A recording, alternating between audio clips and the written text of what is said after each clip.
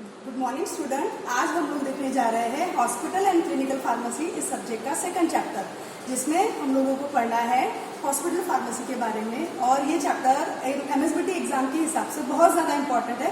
कई सारे क्वेश्चंस इस चैप्टर में से पूछे जाते हैं। तो पहला जो टॉपिक हम लोग शुरू करेंगे आज, उस टॉपिक में हम लोग देखने वाले हैं डेफिनेशन ऑफ हॉस्पिटल फार्मेसी और उसके ऑब्जेक्टिव्स। अब डेफिनेशन का मतलब तो आप सबको समझता ही है। ऑब्जेक्टिव्स में क्या रहेगा? ऑब्जेक्टिव का मतलब ये होता है कि ये सारे पॉइंट्स को ध्यान में रखते हुए हॉस्पिटल फार्मेसी में वर्किंग प्रोसेस किया जाता है। ये इस टॉपिक में हम पढ़ने वाले हैं। आज हम क्या पढ़ने वाले हैं वो अभी हम देख लेंगे, ठीक है। तो सबसे पहले मैं आपको डेफिनेशन से स्टार्ट करती हूँ। हॉस्पिटल फार्मेसी की defined perfect definition, word to word definition क्या है वो हम यहाँ पर देखने वाले हैं। Hospital pharmacy defined as it is a service department of hospital which receive, supply, store, dispenses। अब मैंने यहाँ पे बॉक्स में लिख दिया है, ये बहुत ही इंपॉर्टेंट चीज है। डेफिनेशन का मेन कोर है, मेन बेसिक है कि the right drug at right time in minimum cost. और उसके बाद आप देखेंगे इधर फिर से मैंने यहाँ पर बॉक्स में लिख दिया, under supervision of legally qualified registered pharmacist. ये इतना ज्यादा इंपॉर्टेंट है हॉस्पिटल फार्मेसी की डेफिनेशन का, यही मेन बेसिक है। क्या बेसिक है? आपको अभी तक हम लोग किस पर फोकस करते थे कि भाई जो फार्मासिस्ट है वो हॉस्पिटल में क्या करेगा, वो सिर्फ और सिर्फ रिसीव करता है, सप्लाई करता है, स्टोर करता है, डिस्पेंस करता है। ये हमको सबको पता था। और अगर हम ऐसे बोले तो वो सिर्फ डिस्पेंसिंग का ही पार्ट हमको ध्यान में आता था। लेकिन यहाँ पर डेफिनेशन को मॉडिफाई किया गया है कि पेशेंट को राइट ड्रग मिलनी चाहिए, राइट टाइम में मिलनी चाहिए और मिनिमम कॉस्ट होना चाहिए। और उसके बाद जो सबसे इम्पोर्टेंट चीज है, ये जो मेडिसिन मिल रही है या डिस्पेंस हो रही है वो सिर्फ और सिर्फ रजिस्टर्ड फार्मासिस्ट के अंडर सुपरविजन में ही मिलनी चाहिए। तो ये हो गई डेफिनेशन ऑफ हॉस्पिटल फार्मेसी। क्या देखा आपको सबको ध्यान में आया? अब उसके बाद हम लोग देख रहे हैं ऑब्जेक्टिव्स। ऑब्जेक्टिव्स 3 मार्क्स के लिए एग्जाम में आते हैं। यहाँ पर हम सबसे पहला पॉइंट देख लेंगे। तो अभी आप देखेंगे जो मैंने यहाँ सबसे पहला पॉइंट लिखा है वो हमारे डेफिनेशन का ही पार्ट है। देखिए क्या लिखा है, right drug at right time at minimum cost. मतलब सबसे पहला ऑब्जेक्टिव और सबसे पहला इंपॉर्टेंट पॉइंट ये है कि राइट ड्रग मिलनी चाहिए, राइट टाइम में मिलनी चाहिए और मिनिमम कॉस्ट। आपको इस चैप्टर का मतलब अगर आप सिनोनिमस बोलना चाहेंगे या समानार्थी बोलना चाहेंगे तो आपको यही बात याद आनी चाहिए। इस चैप्टर में हमने क्या पढ़ा, एक लाइन में बताओ तो आपको ये बात तुरंत क्लिक होनी चाहिए कि right drug at right time at right minimum possible cost. कम से कम दाम में पेशेंट को मिलनी चाहिए वो मेडिसिन। ये हो गया पहला पॉइंट।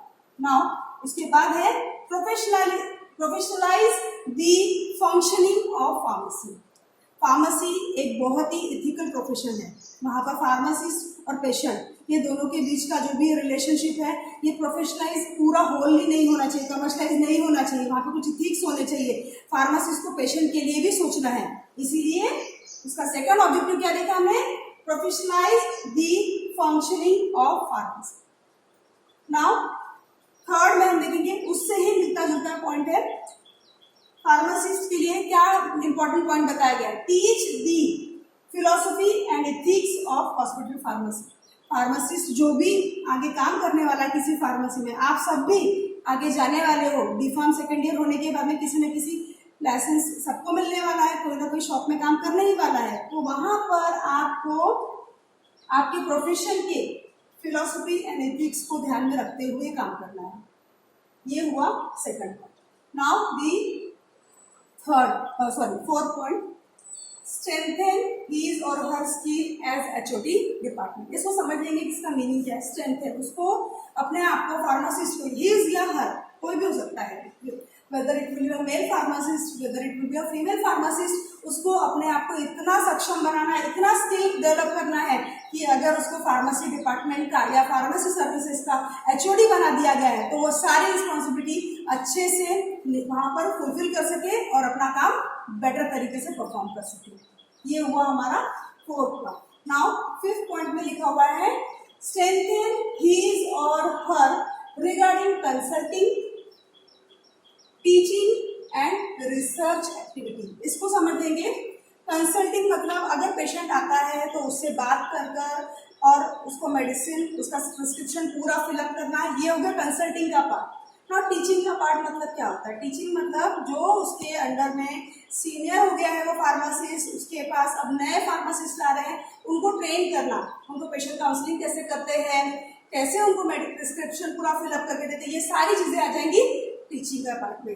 नाउ रिसर्च एक्टिविटी का मतलब क्या होता है उसको समझ लेंगे। अगर बहुत बड़ा हॉस्पिटल है, फार्मेसी पूरा होल एंड सोल डिपार्टमेंट है, जैसे मैंने बताया वहाँ पे एचओडी है, तो ये जो एचओडी है डिपार्टमेंट का, वो अगर उस हॉस्पिटल में रिसर्च की एक्टिविटी कुछ हो रही है उसमें भी वो पार्टिसिपेट कर सकता है।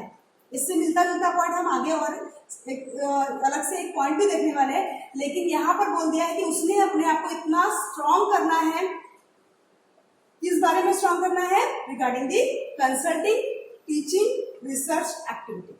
Now the next is he or she should utilize the resources of hospital pharmacy। वहाँ पर फार्मेसी में उसको सारी फैसिलिटीज प्रोवाइड किए गए हैं, इंटरनेट प्रोवाइड किया गया है, उसको कंप्यूटर की जितनी भी प्रिंटर है, स्कैनर है, सारा कुछ दिया है। इसको लेते हुए उसने अपग्रेड होना है। जैसे कि अभी आप लोगों ने सुना होगा फार्मेसी में कंप्यूटराइज बिलिंग होती है, एक सॉफ्टवेयर रहता है वो उसमें इनबिल्ट रहता है। पेशेंट आया, उसकी जितने भी प्रिस्क्रिप्शन के आइटम्स हैं वो उसमें फिलअप किया, डायरेक्ट बिल निकल जाता है। उसमें से ही समझ में आ जाता है सॉफ्टवेयर के जरिए कि इसमें इतना स्टॉक बचा हुआ है, ये नई चीजें हमको ऑर्डर करनी है, ये सारी चीजें उसको सीखना पड़ेगा, उसको यूटिलाइज करना पड़ेगा रिसोर्सेज को। दूसरी बात, रिसोर्सेज के रूप में आप एक और अच्छे से एग्जांपल से समझ सकते हैं। अगर कोई नया मॉलिक्यूल आया है, नया ड्रग मॉलिक्यूल डॉक्टर ने प्रिस्क्राइब कर दिया, उसको समझ में नहीं आ रहा है, तो with the help of this broadband facility, internet facility, वो उसको गूगल कर सकता है, उसके बारे में और इन्फॉर्मेशन निकाल सकता है, लिफलेट पढ़ सकता है, और उसके जरिए वो जो है अपने क्या, इससे क्या फायदा होगा हॉस्पिटल फार्मेसी का? डेवलपमेंट ऑफ प्रोफेशन, वो और अच्छा अपने काम को बेटर तरीके से परफॉर्म कर सकता है। तो these are the objectives. Now next है उसको और क्या करना है? Attract greater number of pharmacist to work in hospital. And अब अट्रैक्ट करेगा, किस मामले में अट्रैक्ट करेगा? उसको इस चीज का बताना है कि भाई ये प्रोफेशन बहुत अच्छा है, एथिक्स के बारे में बताना है, ये तो बता ही देंगे, ऑब्जेक्टिव में हमने पढ़ लिया, लेकिन उसको ये भी बताना है कि गुड सैलरीज, प्रमोशंस और जो भी अच्छे, मतलब एक इंसान को लाइफ सेविंग के लिए और भी जो भी रहते, इकोनॉमिकल पर्पस भी रहते, तो इन चीज़ों को ध्यान में रखते भी गुड सैलरी के लिए भी उसको प्रमोट करना है। फार्मासिस्ट को, अपने जूनियर फार्मासिस्ट को ये सारी चीज़ें उसको बताना है। Now next, establish DIC। इसका मीनिंग समझेंगे। DIC का फुल फॉर्म यहाँ लिख रही हूँ, ड्रग इंफॉर्मेशन सर्विसेज। इसका मीनिंग क्या होता है?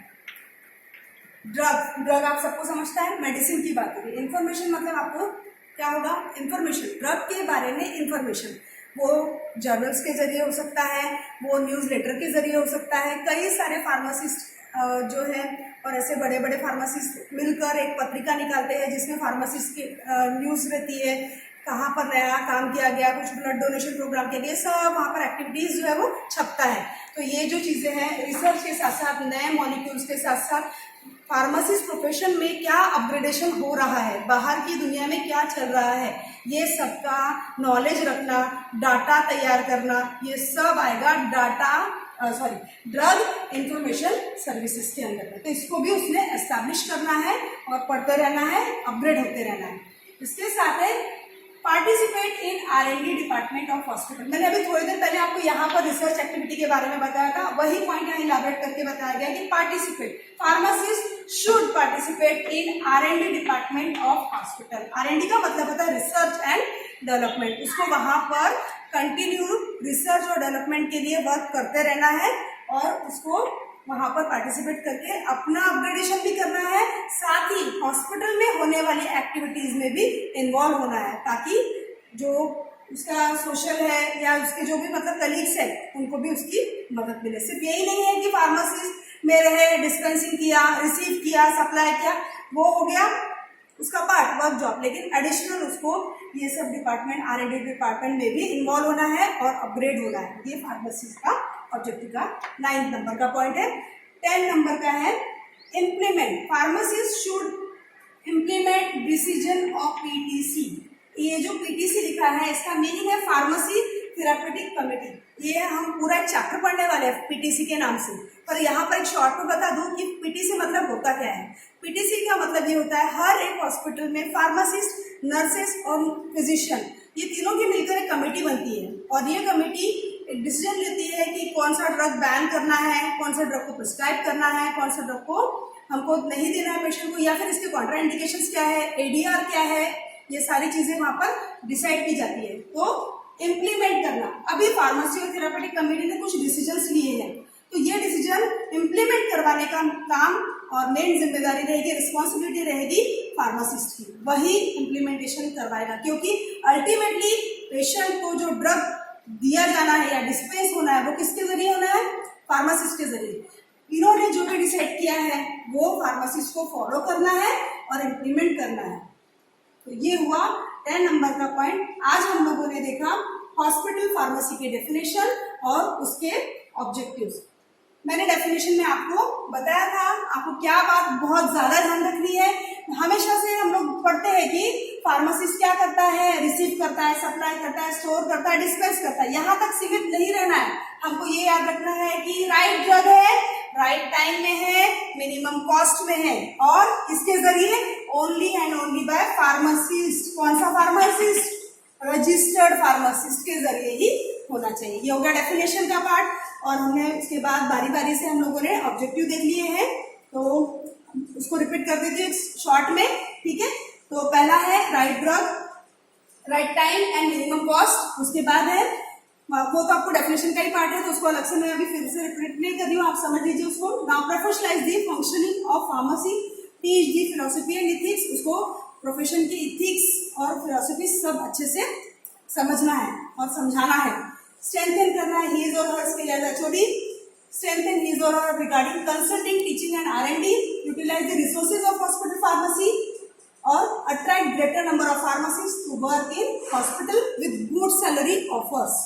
और एक नंबर पे हमने देखा DIC, जिसमें ड्रग इंफॉर्मेशन सर्विसेज को उसने डेवलप करना है और उसके बाद participate in research and development in hospital. और लास्ट में हमने देख लिया implement the decision of PTC. PTC का अभी थोड़ी देर पहले बताया था आपको, एक कमेटी बनती है, फार्मासिस्ट, नर्सेस और डॉक्टर तीनों को मिलाकर एक कमेटी बनती है, वहां पर डिसीजन लिए जाते हैं वेदर कोई ड्रग अगर एडीआर दिखा रहा है, कोई ड्रग साइड इफेक्ट दिखा रहा है, किसी ड्रग का एलर्जी है, किसी स्पेसिफिक पर्सन में वो एलर्जी दिखा रहा है, तो ये सारी चीजों को ध्यान में रखते हुए ड्रग को प्रिस्क्राइब करना है या नहीं करना है, ये सारी चीजें वहां पर डिसाइड की जाती है और इसको इम्प्लीमेंट करने का काम करता है फार्मासिस्ट। तो ये हुआ हमारा definition of hospital pharmacy and objectives of hospital pharmacy.